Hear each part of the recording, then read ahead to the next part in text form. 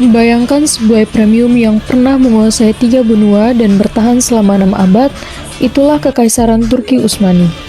Hari ini kita akan membahas perjalanan lengkapnya, mulai dari bagaimana kekaisaran ini berdiri, bagaimana ia berkembang menjadi salah satu kekuatan terbesar dunia, hingga apa saja faktor yang akhirnya membuatnya runtuh.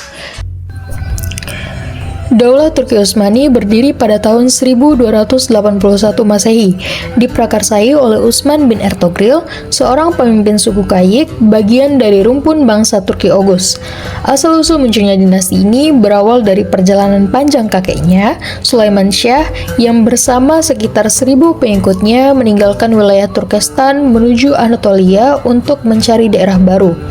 Dalam perjalanan menuju Azerbaijan, Sulaiman Syah meninggal dunia dan kepemimpinan rombongan berpindah kepada putranya, yaitu Ertugrul. Ertugrul kemudian melanjutkan perjalanan ke Anatolia, dan di sana ia serta kaumnya diterima oleh Sultan Alauddin Kaykubat, penguasa Seljuk Rum yang saat itu tengah berperang melawan Bizantium. Ertugrul membantu pasukan Seljuk dalam peperangan melawan Bizantium, dan kemenangan di pihak Seljuk membuat Sultan Alauddin menghadiahi mereka sebidang wilayah di Anatolia Barat yang berbatasan langsung dengan Bizantium. Daerah inilah yang kemudian menjadi cikal bakal negara Utsmani dengan kota Sogod sebagai pusat pemerintahannya. Sejak itu, keluarga Ertugrul mulai memperkuat basis politik, ekonomi, dan militernya di kawasan tersebut. Setelah Ertugrul wafat pada tahun 1289 Masehi, kepemimpinan dilanjutkan oleh putranya, yaitu Utsman. Pada masa inilah, daerah kekuasaan mereka semakin berkembang. Utsman kembali menunjukkan kesetiaannya kepada Seljuk Rum, namun setelah penyerbuan Mongol pada sekitar tahun 1300 Masehi, Sultan Alauddin II terbunuh dan Seljuk Rum mulai terpecah menjadi kerajaan-kerajaan kecil. Dalam situasi itu, Utsman melihat peluang politik dan kemudian menyatakan kemerdekaan, sehingga terbentuklah sebuah negara baru yang dikenal sebagai Daulah Utsmaniyah, dan Utsman menjadi penguasanya yang pertama. Sejak menyatakan kemerdekaan, Utsman memperluas wilayahnya secara agresif. Ia berhasil merebut sejumlah benteng Bizantium di sekitar kota Bursa, yang kemudian menjadi pusat penting bagi Daulah Utsmani.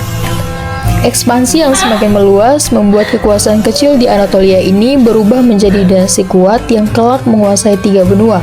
Setelah Utsman wafat pada 1326 Masehi, tonggak berdirinya kerajaan telah mantap dan diperluas oleh generasi berikutnya, dimulai dari Orkan, Murad I, dan seterusnya hingga masa kejayaan bersama tokoh-tokoh besar seperti Mehmed II Al-Fatih dan Sultan Sulaiman Al-Kanuni.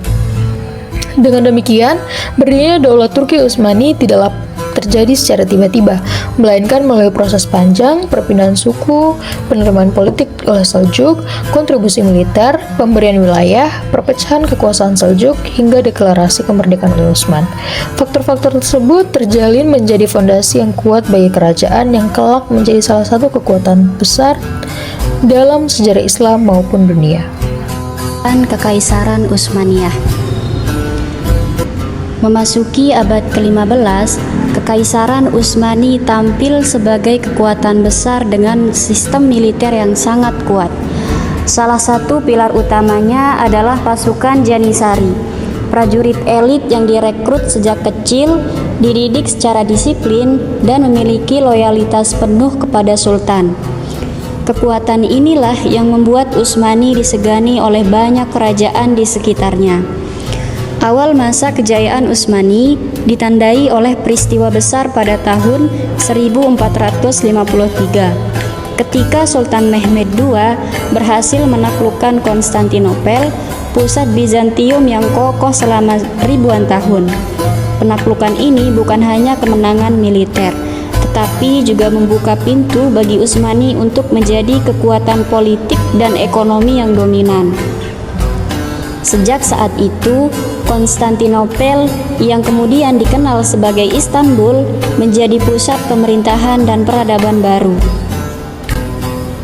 Setelah menaklukkan Konstantinopel, kekuasaan Utsmani meluas dengan cepat hingga mencakup wilayah di 3 benua, Asia, Afrika, dan Eropa. Masa keemasan ini mencapai puncaknya pada pemerintahan Sultan Sulaiman Al-Kanuni. seorang pemimpin yang tidak hanya unggul dalam strategi militer, tetapi juga dalam administrasi, hukum, dan budaya. Di bawah kepemimpinannya, Utsmani berubah menjadi pusat perdagangan internasional sekaligus pusat ilmu pengetahuan dan kebudayaan. Kemajuan Utsmani juga tercermin dari karya-karya arsitektur yang megah, seperti Masjid Sulaimaniyeh yang menunjukkan kemampuan teknik sekaligus estetika pada masa itu. Tidak hanya dalam seni, Utsmani juga berkembang dalam bidang hukum, dengan sistem hukum yang lebih tersusun, modern, dan mampu mengatur wilayah kekuasaan yang sangat luas. Dengan kombinasi kekuatan militer, pemerintahan yang teratur, kebudayaan yang berkembang, serta kemajuan ilmu pengetahuan, abad ke-15 hingga ke-16 menjadi masa kejayaan terbesar dalam sejarah Kekaisaran Utsmani. Itulah materi tentang kemajuan dan kejayaan Kekaisaran Utsmaniyah. Kemunduran dan keruntuhan Kekaisaran Utsmaniyah. Kemunduran sejak abad ke-17.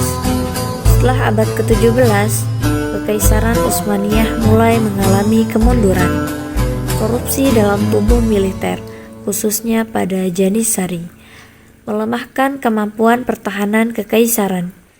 Sementara itu, Eropa mengalami revolusi dalam ilmu pengetahuan dan teknologi yang membuat Utsmani tertinggal jauh dalam hal kemodernan. Pengapungan Wina 1683. Kekalahan besar dalam pengepungan Wina pada tahun 1683 menjadi titik balik bagi Utsmani. Setelah peristiwa tersebut, kekaisaran terus kehilangan wilayah-wilayah penting, memperburuk posisi strategis dan ekonominya. Kebangkitan nasionalisme. Bangkitnya sentimen nasionalisme di Balkan menyebabkan banyak wilayah memberontak.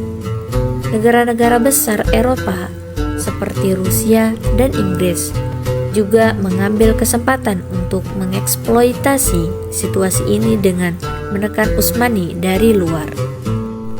Akibat Perang Dunia I, pukulan terakhir bagi Kekaisaran Utsmaniyah datang dengan terjadinya Perang Dunia I.